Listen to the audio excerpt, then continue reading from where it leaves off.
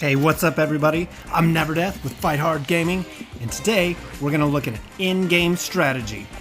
I'm going to take you through my latest victory royale, my latest dub, deuce, whatever you call it. We're going to watch it, and I'm going to explain what I was thinking and why I did what I did, so hopefully you can get the victory royale the next time you get to the end of the game.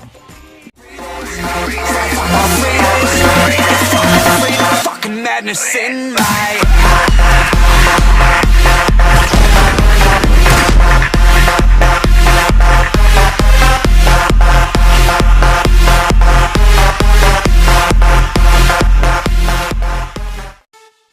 So I started this round at the new castle near Junk Junction, got a few kills, slid down the back of the mountain, rotated around from Haunted Hills to the indoor soccer field, and you can see I'm north of here now, coming around this mountain.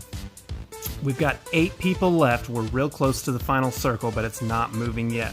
So I come over this hill and I see these ramps over here, and I'm a little concerned that there might be somebody hiding inside of those.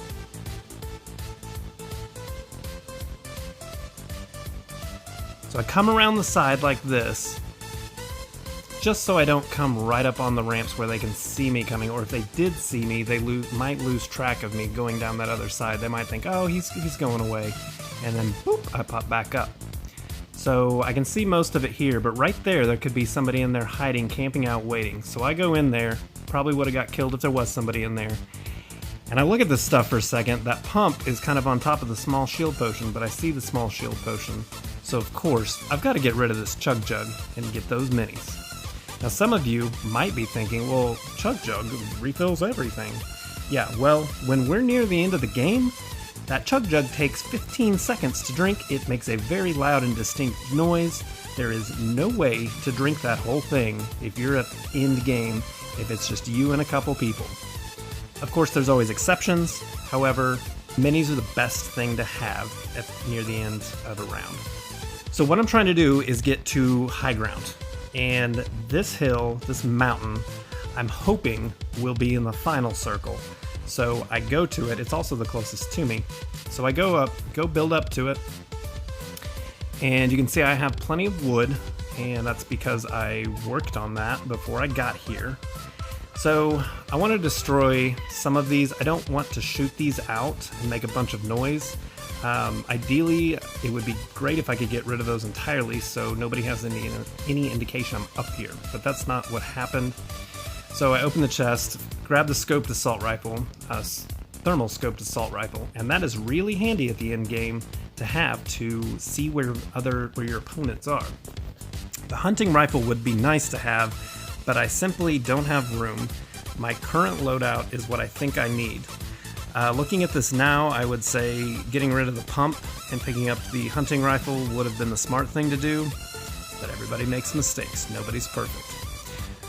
I also like explosives, those grenades over there, so I want to be able to box this in so I can grab those or the hunting rifle if possible. I also specifically switched to metal for this because I like to have metal for my in-game structure. Once it is done building, it is far stronger than anything else. But I start building this and I realize it's a little bit bigger than I anticipated. I really didn't intend to build such a large structure, but to grab that stuff, have the explosives and the hunting rifle available, I kind of needed to. So this isn't an ideal in-game structure, but I also realized that I can't really place a ramp. I can't have view of all around my structure unless I cover up those items that I wanted so badly. But I do kind of like this because I can pop up on one side, switch, and pop up on the other side, so if I'm in a sniper battle, I'm not popping up in the same spot for somebody to fix their sniper rifle right there and just wait for me to put my head up. Now you can see we're down to 4 people left. I'm checking the structures, looking for people here with the thermal scoped assault rifle. I may not even kill anybody with this, but that thermal scope, it is super handy at the end game, and that was like the perfect thing to get out of the chest on my end game mountain. You can also see the circle there on my map has, I managed to just get inside that circle. So I'm doing well and luck is on my side. If I had picked the mountain north of me, I would be having to switch it up and be dealing with those other 4 people right now. Here's where things start to get real interesting. You see that umbrella right there, and I hear that sickening sound they added to the umbrella on season 6. So I know somebody's coming. I jump out of the structure, and I can see those 2 footsteps. They're fighting over there. He landed on the other side of my structure. Now I only see 1 pair of footsteps. This guy is down there, and he's coming for me. He goes up the ramp, and notice how he stops. Pow! He's dead. His health was low from the battle, but he had to stop there because I destroyed that last ramp. Cool, right? Now I'm scared. I need to get back in my structure here, so I'm trying to think how to build to get back in there. And I decide that's not a great idea, so I go here to hide and wait. It's just me and 2 other people.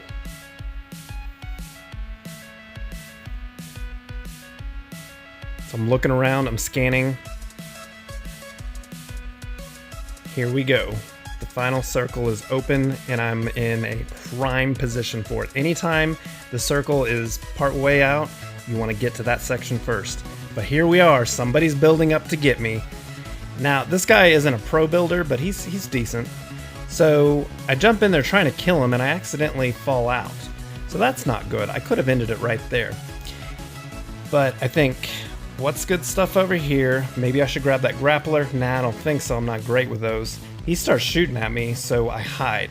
He put up a bunch of ramps and junk over here, so I have something to hide under. So I'm trying to scope out.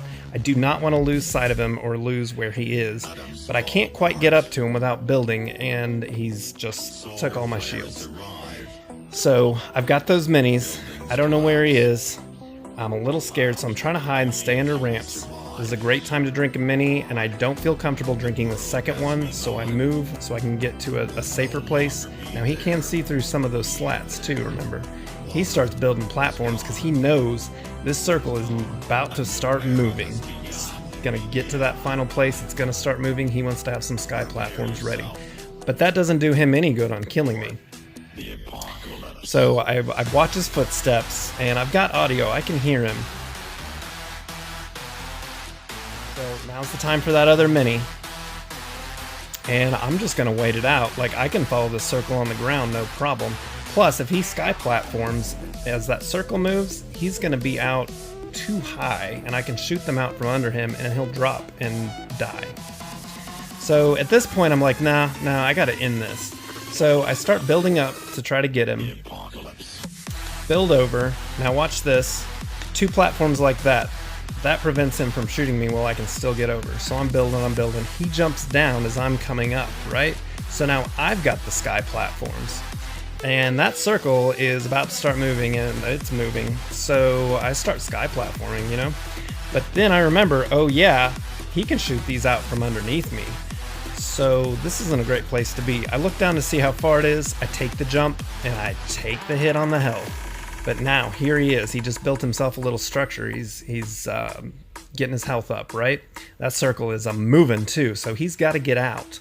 And I'm shooting this mostly to terrify him.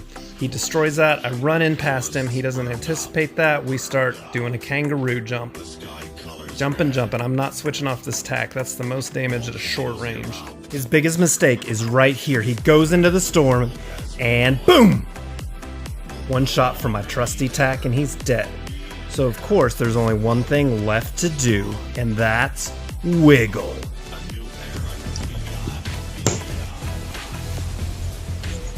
Never stop wiggling. Never stop wiggling. Never stop wiggling. Never stop wiggling. Now if you haven't guessed from my ridiculous whispering, I was actually pretty drunk when I did this.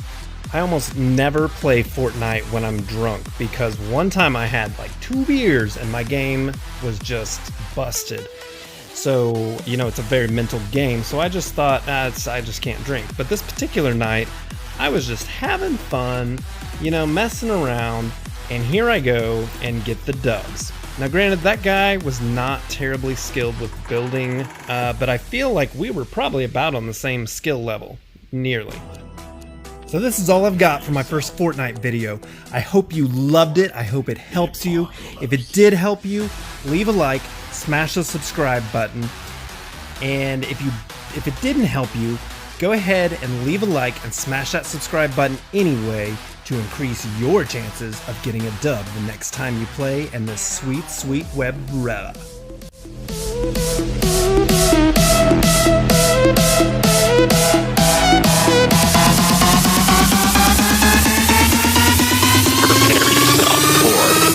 The apocalypse.